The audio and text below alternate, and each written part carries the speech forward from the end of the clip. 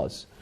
The first objection is those that critique the Islamic legal system, and they say that the Islamic legal system is too complicated, it's too convoluted, and too invasive. There's so much laws that we really don't need. And they limit our freedom. You feel like you're in prison, can't do anything. Some youth, they say everything is haram, everything has to have a law, too many obligations. We need less laws. The less we have, the better it will be. So this objection is, many people, they pose this objection. Why so many laws? When you look at the book of Ahkam, it's the book of the Islamic laws, it's at least 500 pages. All these laws that I have to deal with. So what's the answer to this? The answer, my friends, is that less laws doesn't always mean better for the human being. I mean, look here in the US, there's so many laws. There's so many laws, especially the civil laws, or thousands upon thousands, many of them we don't even know about. If you think less laws is better, go to the Middle East and some countries where they have no laws and see how wonderful life is there.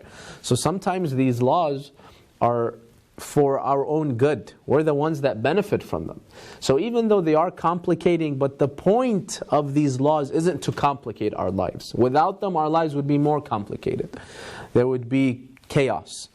So in order for us to live the best life that we can, Allah subhanahu wa ta'ala tells us, look, this is what you have to abide by. Don't do this, do that, it's better for you to do this or that.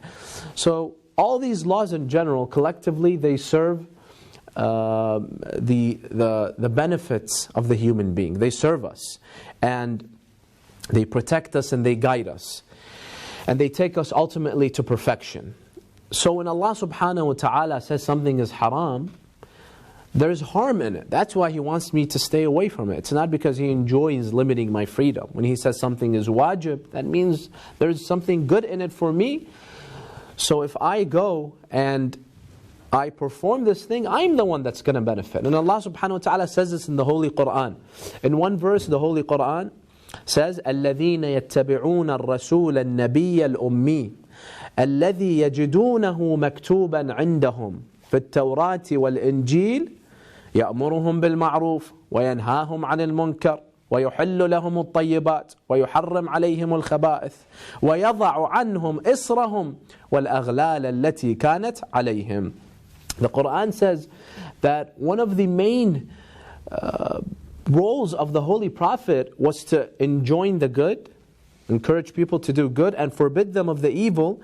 And then the Quran tells us what the good and the evil is. Anything that was good for them, He tells them to stay away from. Anything that was to do it.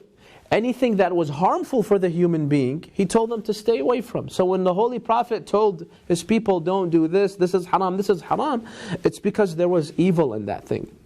And if He told them to do something, because they directly benefited from whatever He was ordering them to do. And thus the verse continues, فَالَّذِينَ آمَنُوا بِهِ وَعَزَّرُوهُ وَنَصَرُوهُ وَاتَّبَعُوا النُّورَ الَّذِي أُنزِلَ مَعَهُ أُولَٰئِكَ هُمُ الْمُفْلِحُونَ. The Quran says those individuals that followed Rasulullah and they implemented his teachings, أُولَٰئِكَ هُمُ الْمُفْلِحُونَ, they are the successful ones. They are the ones that are going to benefit. It's just like a doctor. When he tells you, eat this, eat that, don't do this, don't do that, he doesn't benefit from that. I'm the one that's benefiting. You want to go against the orders of the doctor? Fine.